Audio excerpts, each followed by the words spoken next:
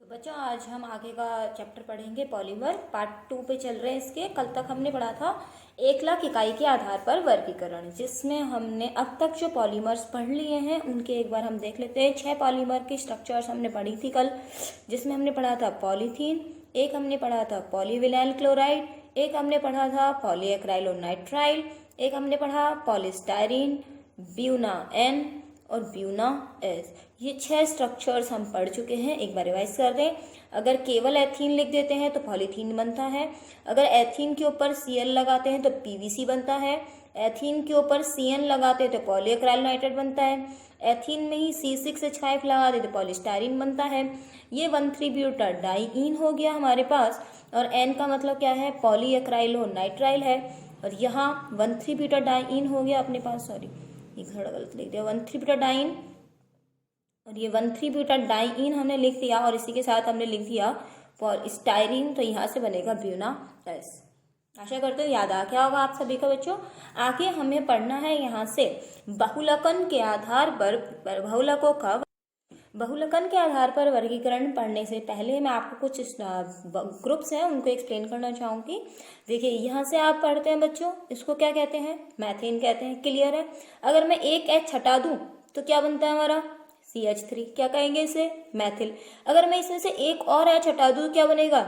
CH2। और इसकी कितनी सूचकता आजाद हो जाएंगी, फ्री हो जाएंगी? 2 हो जाएंगी। तो ये मैथेन, ये मैथिल और ये मैथिलीन। ये मैं आपको क्यों बता रही हूँ अभी आपको समझ आ जाएगा जब हम स्ट्रक्चर्स पढ़ेंगे बच्चों। ये क्या है अपना मैथिलीन, इसको आप जानते हैं एथिल, और ये मैथिल, और ये क्या है? मैथेन। ऐसे ही बच्चों इसका नाम क्या है? एथेन। एक H हटा दीजिए, कितने H है? 6। आपने कितने हटा दिए? 1 हटा दिया, क्या बन गया? एथिल। अगर एक और H हटा दूं तो बच्चों क्या बनता है? C2H4। और ये क्या बन गया? 2 ग्रुप छोड़ दिए, इसको हमने क्या बोला? एथिलीन। अगर मैं एथिलीन में कितने कार्बन है? 2 है ना, तो 1 और ये 2।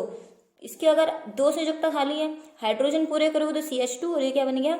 CH2। ऐसे भी लिख सकते हैं। अभी आपको समझ आ जाएगा मैंने क्यों बताया ये 2 ग्रुप। इन दोनों का हमें काम पड़ने वाला है, मैथिलीन का और एथिलीन का। मैथ से ये पता चल गया 1 कार्बन है, और एथिलीन से पता चल गया 2 कार्बन है। दूसरी बात, मैथिलीन में 2 संयोजकताएं छूटेंगी, एथिलीन में भी कितनी संयोजकताएं छूटेंगी? 2 छूटेंगी, खाली 2 संयोजकताएं रहेंगी।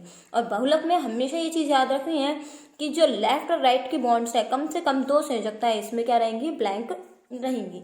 अब इसके अंदर हम पढ़ते हैं बहुलकन के आधार पर वर्गीकरण में 2 होते हैं बच्चों। 2 कौन कौन से होते हैं? एक होता है हमारा योगात्मक और दूसरा होता है हमारा संघनन।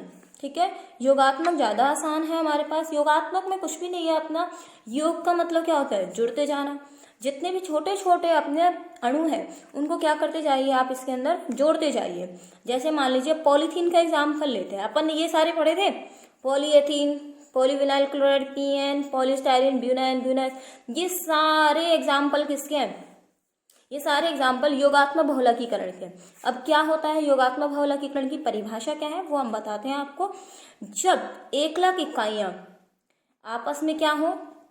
जुड़ती जाए। ये 1 लाख इकाइयां आपस में जुड़ती जा रही है, और जुड़ने के बाद आपस में, जैसे मान लीजिए इसका अणुभार कितना है हमारा? 2 है। इसका भी कितना है? 2 है।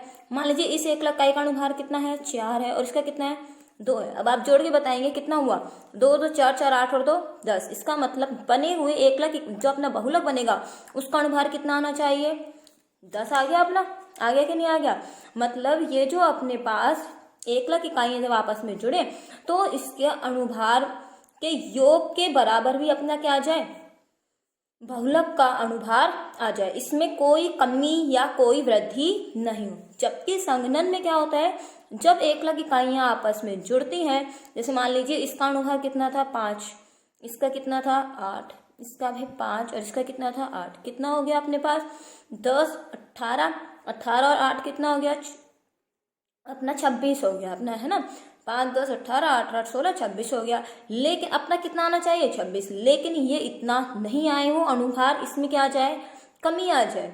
तो इसका मतलब मान लीजिए कितना रह गया? इसका 24 रह गया या 20 रह गया। अर्थात अगर अणुभार उतना ही आ जाए तब तो योगात्मक है, कोई भी अणु इसके अंदर निष्कासित नहीं होता। जबकि संघनन बहुलकीकरण में क्या होता है? जब अणु आपस में जुड़ते हैं तो इसमें से छोटे छोटे अणु जैसे H2O, HCl, इन अणुओं का क्या हो जाता है? निष्कासन हो जाता है तथा बने हुए बहुलक का अणुभार 1,00,000 इकाई के अणुभार से भिन्न होता है। बने हुए बहुलक का अणुभार 1,00,000 इकाइयों के अणुभार से भिन्न होता है, जबकि इसे बने हुए बहुलक का अणुभार 1,00,000 इकाइयों के अणुभार के योग के बराबर होता है। अब आप छोटे से चित्र से ध्यान आ जाएगा, यहाँ तो क्या होता है उतना ही, और यहाँ पर उतना नहीं होता।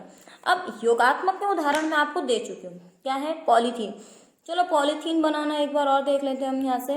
ये अपना एथीन है, ठीक है, इसके एन अणु जुड़े, कुछ भी बाहर नहीं निकलता, अपना क्या बन जाता है?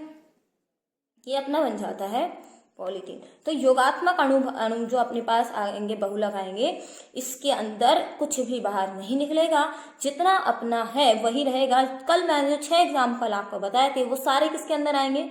योगात्मक। ध्यान कीजिए, कुछ भी बाहर नहीं निकल रहा था, जो था वैसा की वैसा हमने जोड़ दिया था। अब संघनन जो बहुलक है हमारे पास, संघनन बहुलकीकरण के अनुसार इसके जो एग्जाम्पल आएंगे बच्चों, सबसे पहला एग्जाम्पल मैं उठाती हूँ यहाँ से नायलॉन 6। बहुत ही इंटरेस्टिंग एग्जाम्पल है और बहुत आसान भी है। देखना कितना, लेकिन आप थोड़ा नाम बड़े बड़े लगेंगे, लेकिन जैसे ही खत्म हो जाएगा अपने द्वारा तो यहाँ से आपको इससे आसान कुछ नहीं लगेगा, और बहुत इंपॉर्टेंट भी, हर साल पूछा भी जाता है एग्जाम में। देखो सबसे पहली बात, चलो इसको तो आप नायलॉन जानती हो, नायलॉन के रेशे भी होते हैं। यहाँ से जो NY वर्ड है वैसे बता देती है, न्यूयॉर्क और ये लंदन वर्ड से बना था ये नायलॉन।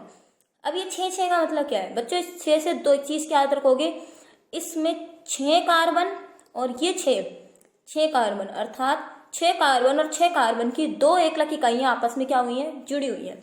1,00,000 इकाइयों पे नाम लिख देती हूँ। इस 1,00,000 इकाई का नाम है हेक्सा मेथिलीन डाईएमीन। क्या लिख दिया? Hexa methylene diamine. और दूसरी क्या है? एडिपिक अम्ल। आपको सिर्फ ये नाम याद करना है, स्ट्रक्चर याद करने में 1% आपको ध्यान नहीं रखना है। स्ट्रक्चर देखना, देखते याद हो जाएगी आपको।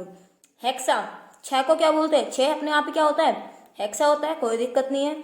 अब इसके अंदर हेक्सा ले लिया अपन ने, मैथ का मतलब 1 कार्बन। ऊपर ध्यान कीजिए, मैंने आपको मैथिलीन सिखाया था। मैथ मतलब कितना होता है? 1 कार्बन। मैंने आपको हमेशा एक चीज कही थी कि बहुलक में हमेशा कितनी संयोजकता खाली रहेंगी? 2 रहेंगी यहाँ से 2।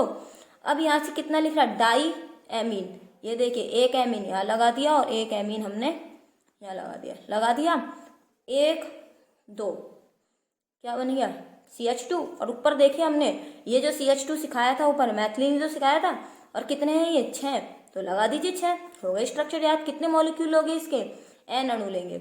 अब देखिए एडिपिक अम्ल, अम्ल मतलब कार्बोक्सिलिक अम्ल। 2 चीज बता रखी भाई, 2 संयोजकता तो खाली आएंगी, तो 1 COH तो यहाँ लगा दीजिए और 1 COOH यहाँ लगा दीजिए। लग गया COOH। अब अपने पास क्या है? एडिपिक अम्ल। मैंने कितने कार्बन बता रखे हैं? 6 कार्बन। यहाँ कितने हैं? 2, बीच में 4 और आएंगे। चलो मैंने 1 लिख दिया। मैंने कितने कार्बन लिख दिए? 1 लिख दिया, क्योंकि अब बड़ा सारा लिखना नहीं चाह रहे हम। तो ये इसी को क्या कर दिया हमने? 4 कर दिए। 4 5 6। चलो इसको खोल के और लिख देते हैं। ये देखो, ये COOH हो गया, यहाँ से भी क्या हो गया? COOH। कितने कार्बन आ गए? 2 कार्बन। 4 और लिख दो, 1 2 3 और ये 4। आगे कि नहीं आ गए? सब पे CH2 लगा दो। ये लो, अब मैंने क्या किया था? 1 2 3 4, ये रख तो गया CH2। हो गया आसान। एक चीज याद रखना, दोनों साइड से ग्रुप लगेंगे। जब भी अगर संघनन बहुलक बनाते हैं तो दोनों साइड क्रियात्मक समूह आएंगे, चाहे वो अलग अलग हो चाहे वो एक जैसे हो। क्योंकि कोई अलग हमको दिख नहीं रहा, ये सिर्फ अम्ल की बात कर रहा है, एडिपिक अम्ल। इसमें 1 अम्ल यहाँ जुड़ गया, 1 यहाँ जुड़ गया। अब सीधे सीधे जुड़ जाएगा, H2O बाहर निकल गया, और यहाँ से ये जो आगे वाला H है ये बाहर, और पीछे वाला OH बाहर। अभी मैं क्लियर लिख के दिखा दूंगी आपको क्या बना। ये इकाई समझ आई थी यार? चलो एक बार लिख देते हैं हम आपको सामने। देखिए यहाँ से मैंने हेक्सामेथिलीन डायमीन और एडिपिक अम्ल दोनों को एक बार लिख लिया। जैसे मैंने आपको कहा था, हेक्सा 1 कार्बन है मैथिलीन, और ये डाई एमीन। एडिपिक अम्ल है कार्बोक्सिलिक अम्ल, इसलिए 1 COH आगे 1 COH पीछे, हमेशा आगे पीछे लगेंगे, याद रखिएगा। अब यहाँ से हमने N इसके लिए और N इसके ले लिए। अब आगे देखिएगा, यहाँ से ये H2 यहाँ से क्या हो गया? अपना बाहर हो गया। ये H2 अपना बाहर हो गया। इसके बाद यहाँ से इस वाले H को बाहर कर दीजिए और यहाँ से OH को, जो आपका मिलता है उसको लिख दीजिए। ये NH2 था, इसीलिए इसको खाली क्या लिखेंगे, NH। फिर आगे क्या आ जाएगा, CH2 का होल 6, फिर क्या आएगा, NH।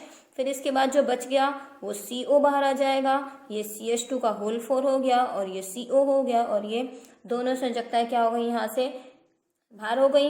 कितने अणु निकल जाएंगे, NH2O के अणु निकल जाएंगे, और ये इसका आ गया N मॉलिक्यूल, और इसी का नाम क्या है बच्चों, नायलॉन 6। क्लियर हुआ। देखिए यहाँ से एक और एग्जांपल हम यहाँ से लेते हैं, टेरिलीन। क्या लेते हैं एग्जांपल, टेरिलीन। टेरिलीन को आप पॉलीएस्टर भी बोल सकते हैं, या हम इसे एक नाम और ले सकते हैं इसका, डेक्रॉन। क्या नाम ले सकते हैं, डेक्रॉन है, रेशो के अंतर्गत ही आते हैं ये भी, ठीक है। नायलॉन 6 जो हमने पढ़ा था बच्चों, यहाँ पे बीच में एक चीज और देख लीजिए, CONH बना है बीच में समूह, और CONH2 क्या होता है, एमाइड होता है। तो ये एक तरह का पॉली एमाइड का एग्जाम्पल भी है, ठीक है। अब टेरिलीन और डेक्रॉन की हम बात कर रहे हैं यहाँ पे, पॉलीएस्टर। अब देखिए यहाँ से कैसे याद करें, इकाइयाँ याद करने में दिक्कत हो जाती है। अब देखो यहाँ से टर लग रहा है ना, इसमें टर आ रहा है, वर्ड नहीं आ रहा, टर आ रहा है, ये भी टर आ रहा है, तो टर से अपन याद रखेंगे, क्या याद रखेंगे टर से, टरथैलिक अम्ल। क्या याद रखेंगे, टरथैलिक अम्ल याद रखेंगे। और साथ में क्या बनेगा यहाँ से, अब देखो ये पॉलीएस्टर लिखा हुआ है, एक चीज याद रखना, एस्टर हमेशा अम्ल और अल्कोहल से मिलकर बनता है, अम्ल और अल्कोहल। अम्ल तो आ गया, और साथ में क्या जाएगा अपने, ये अल्कोहल आएगा इसके अंदर। क्या आएगा इसके अंदर, अल्कोहल आएगा। अब अल्कोहल का क्या एग्जाम्पल आएगा, अल्कोहल का एग्जाम्पल आएगा बच्चों एथिलीन ग्लाइकॉल। क्या एग्जाम्पल आएगा, एथिलीन ग्लाइकॉल। अभी आपको याद होगा मैंने एक चीज आपको सिखाई थी कि हमें अम्ल दे दिया, अम्ल मतलब यहाँ पे ऑर्गेनिक केमिस्ट्री है, तो अम्ल निश्चित रूप से कौन सा आएगा बच्चों, COOH। अभी एडिपिक अम्ल में यही क्या था, और मैंने आपसे कहा था कि लेफ्ट और राइट साइड लिख दो, लिख दिया लेफ्ट और राइट साइड, बस बीच का हमें पता नहीं है, मैडम ने इतना सिखाया अभी। तो बच्चों थोड़ा तो याद रखना पड़ेगा कि जो थैलिक अम्ल जो होता है वो कौन सा होता है, बेंजीन रिंग वाला होता है। अगर बेंजीन रिंग की पैरा पोजीशन पर जुड़ जाता है तो टरथैलिक अम्ल, अगर ऑर्थो पोजीशन पर जुड़ता है तो वो थैलिक अम्ल होता है। लेकिन हमारी तो वही ट्रिक काम चल रही है, एक लेफ्ट साइड लगाया और एक राइट साइड लगाया, बीच में क्या लगाती, बेंजीन रिंग। मैं यहाँ बेंजीन रिंग नहीं लगाती, 4 कार्बन लिख देती तो एडिपिक अम्ल था। अब मैंने कहा एस्टर किससे मिलता है, अम्ल और अल्कोहल से। अब एथिलीन ग्रुप आप सीख चुके हैं, एथिलीन ग्रुप में क्या होता है, 2 संयोजकताएं छूटती हैं, चाहे तो ऐसे याद कर लो या फिर ऐसे याद कर लो भैया, एथ है, एथ का मतलब 2 कार्बन, ओल मतलब OH। अब एक साइड तो OH आएगा नहीं क्योंकि ये तो एथेनॉल हो गया। अगर मैं एक साइड और OH लगा दूं तो अपनी प्रॉब्लम सॉल्व, दोनों साइड भी हो गया और ये भी हो गया सॉल्व। अब यहाँ से हमें एक चीज तो दिखती है कि H और OH मिल के अम्ल पानी निकलेगा। अच्छा तुक्के में अगर आपने निकाल दिया तो बीच में तो सही हो जाएगा, लेकिन साइडों में सही नहीं होगा। इसीलिए आपको याद रखना पड़ेगा, भले ही ये अम्ल है लेकिन जब अम्ल और अल्कोहल की अभिक्रिया होती है तो अम्ल का तो OH जाता है और अल्कोहल का H बाहर निकलता है। अल्कोहल का H और अम्ल का OH, क्योंकि बीच में तो आप कुछ भी निकाल दीजिए ऑक्सीजन ही बचेगा, लेकिन साइड में अगर आपने गलत चीज निकाल दी तो वो गलत हो जाएगा और अपना आंसर यहाँ से। इसीलिए बिल्कुल बारीकी से ध्यान रखनी है ये वाली चीज अपने को। कितने मॉलिक्यूल बाहर निकल गए, NH2 के अणु बाहर निकल गए, जो बच गया बच्चों उसको लिख दो, ये CO, ये बेंजीन रिंग आ गई अपनी, बचा हुआ यहाँ पे CO, फिर क्या है ऑक्सीजन, ये C, यहाँ से C, और क्या बच गया अपना ऑक्सीजन। देखो यही बचा यहाँ से CO, ये रह गया बेंजीन रिंग, CO, फिर ऑक्सीजन, फिर C, फिर ये O, और यहाँ से क्या हो गया, ये क्लोज हो गया और ये क्या बन गया अपना, पॉलीएस्टर कह सकते हो, टेरिलीन कह सकते हो, टेरिलीन कह सकते हो आप यहाँ से, ठीक है। हाइड्रोजन पूरे करना चाहो तो कर दीजिए, बाकी नंबर नहीं कटते अपने, हाइड्रोजन पूरे नहीं भी करे तो अपन, तो ये अपने पास हो जाएगा टेरिलीन। समझ में आए तो कमेंट बॉक्स में जरूर बताइएगा कि हाँ हमें यहाँ से ग्रुप्स याद हो गए हैं, कैसे याद करने हैं।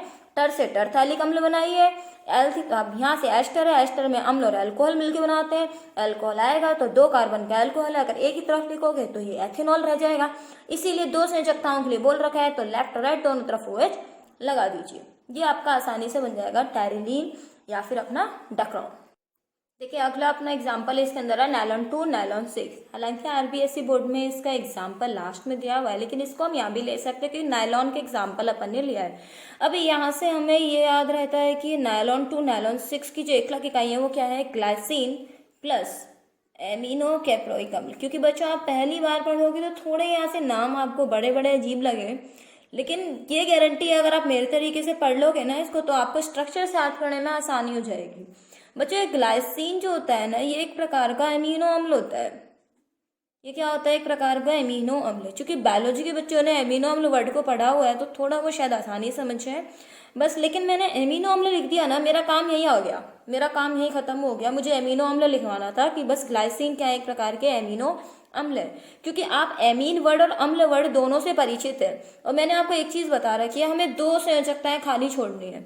एक तरफ क्या कह रहा है एमीन, दूसरी तरफ क्या कह रहा है अम्ल। तो लगा दो ना इसमें, एक तरफ तो आपने लगा दीजिए अम्ल और क्या लगा दीजिए दूसरी तरफ एमीन। ये लगा दिया, कोई दिक्कत आई नहीं आई। आगे देखो 2 कह रहा है, 2 का मतलब क्या है, इसके अंदर 2 कार्बन है और 6 का मतलब कितने कार्बन है, 6 कार्बन है। ठीक है, यहाँ कितने कार्बन आ गए, 1 कार्बन आ गया। तो ये लो 1 कार्बन और लग गया, अब 2 कार्बन भी हो गए, एमीन भी आ गया, अम्ल भी आ गया, कोई दिक्कत नहीं है। हाइड्रोजन पूरे करने ये हो गया एमिनो अम्ल, कोई दिक्कत आई। बस हमें याद रखना है ग्लाइसिन क्या है, एमिनो अम्ल। स्ट्रक्चर याद करने में कतई दिक्कत नहीं है अपने को। अब देखो एमिनो कैप्रोइक अम्ल, कितना भारी सा नाम लग रहा है, लेकिन अपने को दिक्कत नहीं है। ये तो लिख के देगा ना कि नायलॉन 6 कार्बन होते हैं, बस यहीं से दिक्कत खत्म। यहाँ एमीन और यहाँ क्या है अम्ल, सामने क्या लिखा है अम्ल, तो अब यहाँ क्या लिखोगे एमीन। ये ध्यान रखना, अम्ल के सामने अम्ल मत लिख देना, अम्ल के सामने क्या आएगा एमीन, क्योंकि H2O बाहर करना है हमें।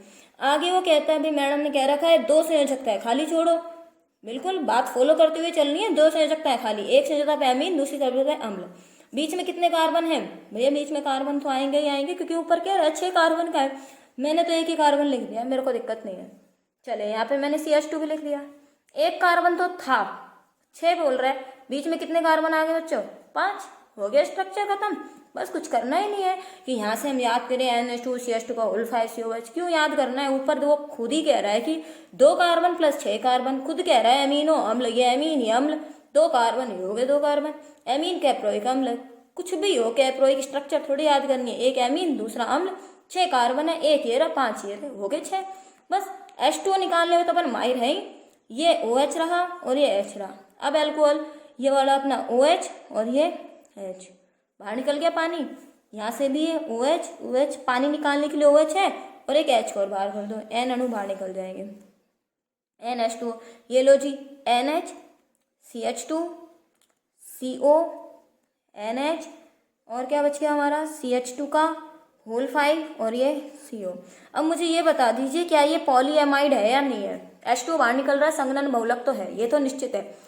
दूसरी बात पॉलीएमाइड है या नहीं है, ग्रुप चेक कर लो। ये देखो CONH आ रहा है, CONH, यही CONH नायलॉन 66 में भी था, ये देखो ये रहा CONH।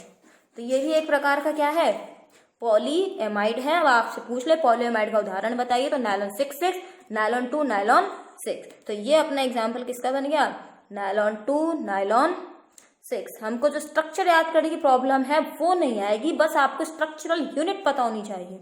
चौथा अगर अपन यहाँ से लिखें, हाँ देखिए यहाँ से अपने पास क्या है, नायलॉन 6 है अपने पास, ठीक है। नायलॉन 6 में इसकी स्ट्रक्चर होती है कैप्रोलैक्टम। थोड़े नाम हैवी से हैं ये मैं मानूंगी, लेकिन धीरे धीरे करके करिएगा यार, कैप्रोलैक्टम। अब कैप्रोलैक्टम की स्ट्रक्चर में बस हम इतना जानते हैं, इसके अंदर क्या है, ये 6 कार्बन है, एमाइड तो बनेगा, और अमाइड बनेगा तो बच्चों इसके अंदर CONH ग्रुप भी आएगा, इतना तो पता चल गया। वैसे CONH2 होता है, पूरा अपन लिख देता हूँ, लेकिन अगर दोनों से खाली छोड़ तो ये होता है। लेकिन इसकी इकाई क्या होती है, इसका मतलब कार्बन तो निश्चित है, और कार्बन निश्चित है इसका मतलब COH वाला ग्रुप आएगा। अगर मैं इसकी स्ट्रक्चर लिख देती हूँ यहाँ से, ये देखो 1 2 3 4 5 और ये अपना हो गया, ये हो गया अपना 5 और यहाँ पे हो गया अपना 6। देख लीजिए 1 2 3 4 5, 1 2 3 4 5 और ये 6, कितने कार्बन है, 6 कार्बन है। बच्चों इसको थोड़ा सा आपको याद रखना पड़ेगा कि अपने को ये 6 कार्बन किस में लेना है, रिंग में लेना है, और ये NH है।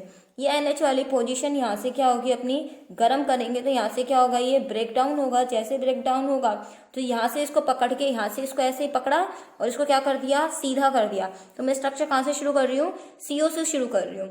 ये देखिए, ये CO रहा, ये इसका ये ग्रुप रहा और ये वाला कार्बन। तो 1 2 3 4 और ये 5। इसका मतलब CH2 कितने आगे, 5। फिर से देख लो, 1 2 3 4 5। कार्बन कितने आगे, 5। हाइड्रोजन पूरे करेंगे, H2 आ गया।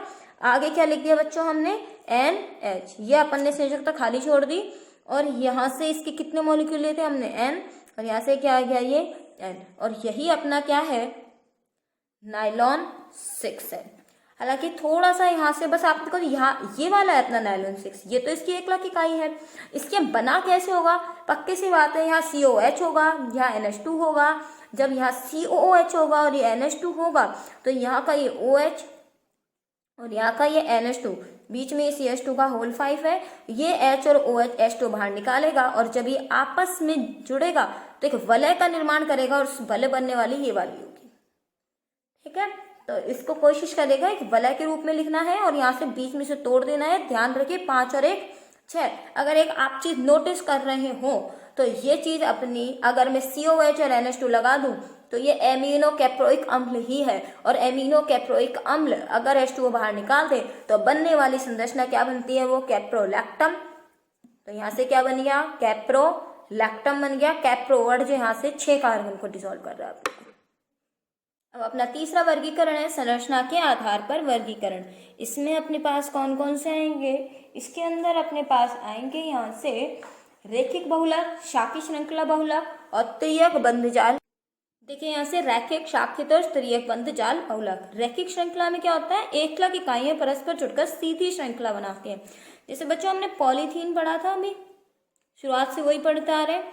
इसके अंदर CH2 डबल बॉन्ड CH2, अगर मैं N ना लिख के एक और अणु ले लूँ प्लस, जैसे इसको मैं एक बार और थोड़ा एक्सप्लेन कर दूँ, CH double bond CH2 plus CH2 double bond CH2, तो ये इस तरह से, ये देखिए ये एक लंबी श्रृंखला बन गई हमारे पास कार्बन की। क्या बन गई, कार्बन की एक लंबी श्रृंखला बन गई।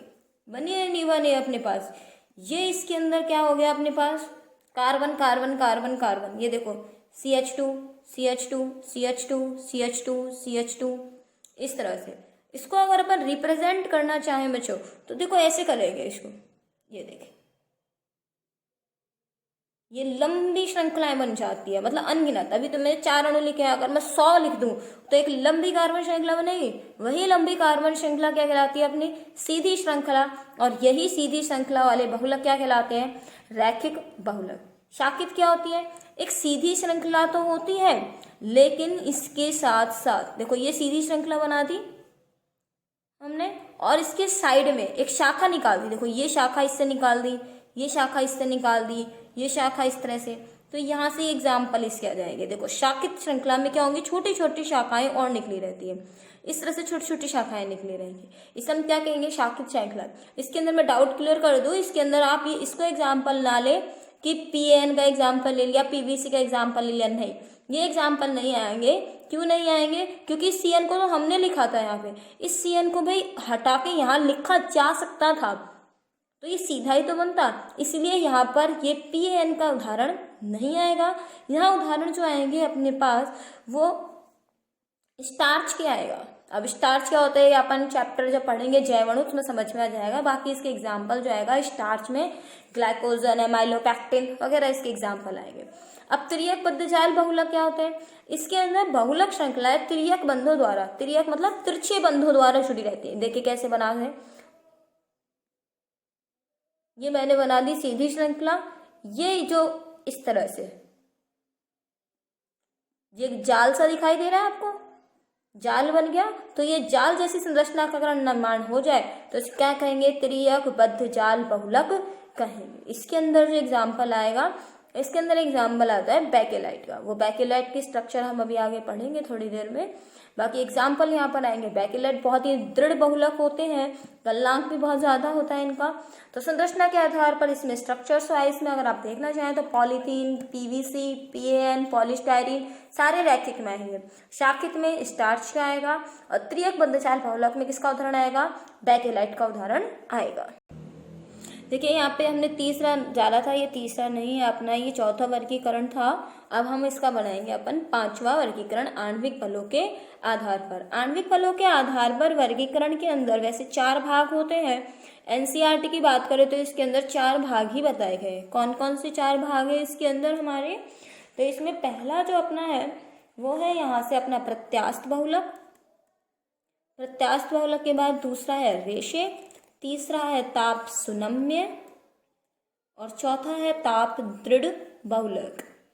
मैं इसकी लैंग्वेज के बारे में थोड़ा थोड़ा बता देती हूँ, बाकी इसके बाद स्ट्रक्चर की बात करेंगे हम। प्रत्यास्थ बहुलक में क्या होता है? प्रत्यास्थ का मतलब क्या होता है? खींचे जाने की क्षमता। इसका मतलब इन बहुलकों को खींचा जा सकता है। अब बताओ खींचने वाली चीज क्या होती है? रबड़ होती है। तो इसके अंदर जितनी भी रबड़ है वो सारी किस में आएंगे? प्रत्यास्थ बहुलक में आएंगी। इनको आसानी से खींचा जा सकता है। अब जब खींचा जा सकता है तो इनके अंदर का अंतराण्विक आकर्षण बल कैसा होगा? इसमें दुर्बल अंतराण्विक आकर्षण बल होगा, मतलब आकर्षण बलों का मान बहुत ही कम होगा। रेशे के अंदर बात करें तो यहाँ आकर्षण बल, यहाँ तो आकर्षण बल कैसा होगा? दुर्बल होगा। यहाँ आकर्षण बल कैसा होता है? प्रबल आकर्षण बल होता है, जिसके कारण ये क्रिस्टलों की भांति व्यवहार करती हैं। और रेशे सामान्यतः क्या होते हैं? इन्हें धागा कहते हैं। जैसे धागे किस किस के आएंगे? जैसे नायलॉन का धागा हो गया अपने पास, टेरिलीन हो गया। तो जितने भी धागे आएंगे अपने पास, कॉटन का भी धागा होता है तो कॉटन भी इसी में आएगा। अगर सिल्क रेशे की बात करें, रेशम की बात करें तो वो भी इसमें आएगा। जितने भी प्रकार के धागे हैं वो सब किस में आएंगे? रेशे में आएंगे। रबड़ जितने भी प्रकार के वो सारे प्रत्यास्थ में। तो मैंने आपको 2 चीज पढ़ाई थी, एक ब्यूना एन पढ़ाया था और दूसरा क्या पढ़ाया था? Buena S. दोनों को कहा था दोनों क्या है? रबड़ है। और वैसे रबड़ जो होती हैं वो एक प्रकार की संश्लेषित रबड़ होती है। कैसी रबड़ होती है? ये संश्लेषित रबड़ होती है। ताप सुनम्य, अब देखिए हमने ये 2 पढ़ लिए। ताप सुनम्य में जो आकर्षण बल होता है वो प्रत्यास्थ से अधिक और रेशों से कम। आकर्षण बल कैसा होता है? प्रत्यास्थ बहुलकों से अधिक और रेशों से आकर्षण बल क्या होता है? कम होता है। ताप सुनम्य का मतलब क्या है? ताप देने पर जो पिघल जाते हैं। ताप देने पर पिघल जाते हैं। ताप देने पर पिघल जाएंगे तो बार बार इनको प्रयोग में लिया जा सकता है। ताप के प्रति स्थायी नहीं होते और इनका एक नाम और है जिसको हम कहते हैं, इस नाम से भी पेपर में आ जाता है बच्चों, थर्मोसेटिंग प्लास्टिक। ठीक है। और ताप दृढ़ बहुलक क्या होते हैं? ताप मतलब ताप के प्रति क्या है? स्थायी है। ताप के प्रति स्थायी है। ठीक है। अगर हम बात करें आकर्षण बल की तो इन तीनों से आकर्षण बल इसमें क्या होता है? सर्वाधिक होता है। आकर्षण बल कैसा है इसके अंदर? सर्वाधिक होता है। बंध कैसे होते हैं? इसके अंदर तिर्यक बंध होते हैं, जो कि थोड़ी देर पहले बताया था बेकेलाइट एग्जाम्पल। तो हम बेकेलाइट को इसी में पढ़ेंगे। रेशों के अंदर ये सब चीज आएंगी। ताप सुनम्य। अच्छा, पॉलीथीन को अगर हम टेम्परेचर दे तो पिघल जाती है? बिल्कुल। तो जितने भी पॉली वर्ड से जितनी भी आ जाए ना आपके, पॉलीथीन, पीवीसी, पीएन, ये सब इसके अंदर आ जाएंगे। पॉलीस्टाइरीन, वो सब किस में आएंगे? ताप सुनम्य में। और ताप दृढ़ वाले में इसके एक मैं ट्रिक बता दूं आपको, जिसके अंदर भी फॉर्मेल्डिहाइड आ जाए 1,00,000 इकाई, वो इसके अंदर आएगी। जैसे अपना बेकेलाइट आएगा, इसमें नोवोलैक आ जाएगा। और मेलामिन फॉर्मेल्डिहाइड अपना है नहीं इसके अंदर, बाकी वो भी इसी में आता है। तो बाकी फॉर्मेल्डिहाइड वाली जो होती है वो सारी इसी में आती है। तो बेकेलाइट इसका सबसे अच्छा एग्जाम्पल है। अब हमने इनमें से जो नहीं पढ़ा है उसकी बात करेंगे। और मेरे हिसाब से अपन ने बेकेलाइट को नहीं पढ़ा है। बेकेलाइट की स्ट्रक्चर की बात करते हैं बच्चों। बेकेलाइट की स्ट्रक्चर कैसे है देखें। बेकेलाइट की स्ट्रक्चर, बेकेलाइट बनाने के लिए अब थोड़ा सा अपना टिपिकल नहीं कहूँगी, थोड़ा ध्यान ज़्यादा देना इसके अंदर बच्चों। ये क्या है अपना? सभी जानते हैं इसका नाम क्या है? ये फिनॉल है। बिल्कुल। ये क्या है? HCHO है अपना। HCHO को देखो, कार्बन कितना है? 1, हाइड्रोजन कितने हैं? 2, और ये क्या लिख दिया? ऑक्सीजन। HCHO का हमेशा किस रूप में लिखना? CH2O के रूप में लिखना है। ये N मॉलिक्यूल ले लिया और ये N। फिनॉल की जो अपनी रिएक्शंस होती हैं, अभी मैंने आपको 24 रिएक्शन पढ़ाई थी, ध्यान हो तो, और उसके अंदर हमने HNO3 की अभिक्रिया कराई थी। कौन कौन सी पोजीशन पे लगाया था? ऑर्थो और पैरा, याद आ गया होगा, तनु HNO3 से लगाया था। तो यहाँ पे हमको 2 पोजीशन लेनी है। कौन सी लेनी है बच्चों? एक ऑर्थो लेनी है और दूसरी कौन सी लेनी है? पैरा पोजीशन लेनी है। ये आप सभी जानते हो, ऑर्थो और पैरा क्लास में मैंने आपको पढ़ाया हुआ है। तो ये ऑर्थो पोजीशन और ये पैरा पोजीशन है। अब लगाएं क्या, हमें ये दिक्कत आती है। अच्छा, ये भी पता है यहाँ पे H होता है, सबको पता है ना, सबको H होता है यहाँ पे, बिल्कुल होता है। अब ऑर्थो पोजीशन ये है, अब ऑर्थो पे कौन है? H है। तो अब एक बात बताओ, जैसे ये यहाँ पर जाएगा तो जुड़ेगा तो सही, तो H को क्या करना पड़ेगा? हटना पड़ेगा। बस यही मैं आपको बता रही थी। अगर ये CH2O है, कोई अपने घर पे आएगा तो उसको जगह तो देंगे, और जगह कौन सी लेगा? ये ऑर्थो। ऑर्थो पे क्या है हमारे पास? सब में H है, तो ये अपना H इसको दे देगा, H दे देगा। तो बच्चों ये क्या बन गया? CH2OH जुड़ गया। और यहाँ भी क्या जुड़ जाएगा? CH2OH। बस यही समझा रही थी। अगर आपका पॉलीमर में कहीं फॉर्मेल्डिहाइड आए तो तुरंत उसको क्या बना देना? CH2O। और निश्चित रूप से ये CH2O यहाँ नहीं रुकेगा, जैसे ही ऑर्थो पे जाएगा ये H को ले लेगा और CH2OH बना देगा। अगर हम इसकी बात करें तो इसका नाम क्या होता है?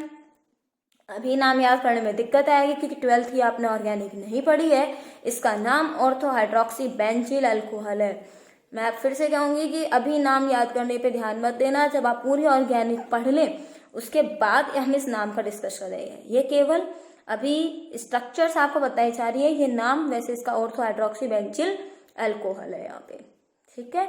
ये अपना पैरा हाइड्रोक्सी बेंजील अल्कोहल है, फिनॉल के आधार पे नाम नहीं दिया है। अब हम करें, देखो पहले मैं कंसेप्ट से बताऊंगी आपको कि दोनों जुड़ेंगे कैसे। एक हमने क्या लिया? ऑर्थो लिया। क्या लिया हमने? ऑर्थो वाला लिया। एक कैसा ले लो बच्चों? पैरा ले लो। इसमें क्या ले लोगे? एक पैरा ले लिया। अब एक और क्या ले लो? ये पैरा है ना, अब ऑर्थो ले लो। ये लो, ऑर्थो ले लिया हमने। लेकिन एक चीज ध्यान रखना, बाहर की तरफ मत भेजना। ये जो जगह है ना, इसके बाहर मत भेजना, सारी चीजें इसके अंदर अंदर की तरफ लेना सारी चीजें। ये देखो मैंने ऑर्थो यहाँ नहीं लगाया क्योंकि यहाँ कोई थोड़ी बैठा रिएक्शन के लिए, अभी हम कहाँ कर रहे हैं? यहाँ की तरफ कर रहे हैं। अब एक और ले लिया हमने, ये कैसा है? ऑर्थो। अब कैसा ले लोगे? पैरा वाला ले लोगे। तो अब पैरा वाला लेंगे तो पैरा कैसे लिखेंगे इसके अंदर अपन? ये देखिए यहाँ से हमने कैसे ले लिया? पैरा।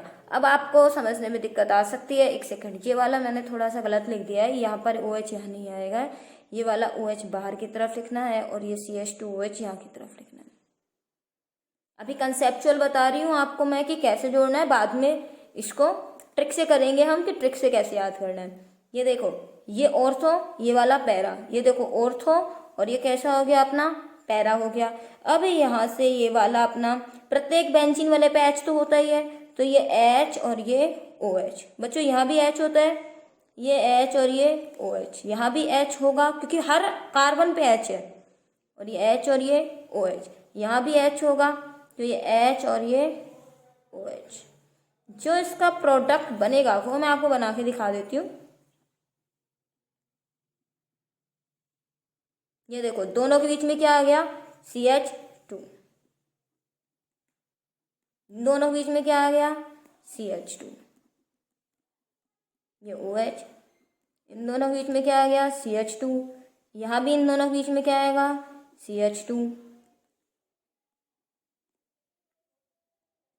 और यहाँ से ये जो है अपना, ये जो पोजीशन होगी सबसे ऊपर वाली और सबसे नीचे वाली जो पोजीशन होगी, ये तो N मॉलिक्यूल होंगे, और ये इस तरह से ये सब मिलके क्या बन जाएगा? अपना N, और इसी का नाम है अपना बेकेलाइट। चलो अपने को देखो, ये है अपना ऑर्थो बन गया और ये क्या बन गया? पैरा बन गया। लेकिन एक चीज याद रखना, इसके अंदर हमें ये वाला जो पोर्शन मैंने आपको बताया, ये केवल समझाने के लिए कि आपस में बॉन्डिंग कैसे होती है, एक ऑर्थो की और एक पैरा की। पैरा के सामने ऑर्थो, ऑर्थो के सामने पैरा, पैरा के सामने ऑर्थो, इस तरह से ये होती है। लेकिन एग्जाम में इसको बनाने की जरूरत आपको नहीं है, इसीलिए हम डायरेक्ट कैसे याद करते हैं ये आप देख लीजिए। इसको देखिए किस तरह से अपन याद करेंगे। आपको क्या बनानी है? 4 बेंजीन रिंग बनानी है। ये बना दी 4 बेंजीन रिंग। अब आपको सबसे ऊपर और सबसे नीचे, ये देखो सबसे नीचे OH, सबसे नीचे OH, सबसे ऊपर OH, सबसे ऊपर OH, तो 2 OH ऊपर और 2 OH नीचे। अब बीच की जगह खाली बच गई, ये बीच की जगह खाली है CH2, ये बीच की जगह खाली है CH2, लग गया दोनों के बीच में। अब इन दोनों के बीच में यार कंफ्यूजन नहीं करना है कि ऊपर लगा दो, इन दोनों में देखो सबसे नीचे वाला कौन सा है, ये वाला नीचे है और ये वाला नीचे है, तो नीचे नीचे वाला ले लो। ऐसे ही यहाँ ऊपर ऊपर वाला ले लो, ऊपर तो ऊपर वाला, नीचे है तो नीचे वाला। अब इसके साइड में इसको क्या कर दो, खाली छोड़ दो। और यही अपना क्या कहलाता है, बैकेलाइट। यही अपना क्या है, बैकेलाइट। बच्चों बैकेलाइट का जो यूज आता है, जितने भी आपने अपने घरों में स्विच देखे हैं, लाइट का स्विच होता है अपने पास स्विच बोर्ड में, जितने भी प्लग वगैरह होते हैं प्लास्टिक के जो हम देखते हैं, वो बैकेलाइट के ही बने होते हैं। आपने देखा होगा कि कितनी ज़्यादा हम लाइट पंखे वगैरह चलाते हैं तो आसानी से पिघलते नहीं है वो, तो इसका सबसे अच्छी प्रॉपर्टी होती है आसानी से पिघलता नहीं है, ताप के प्रति क्या होते हैं, स्थायी होते हैं। एक चीज़ और है अपने पास, नोवोलैक। नोवोलैक इसी से मिलती जुलती है।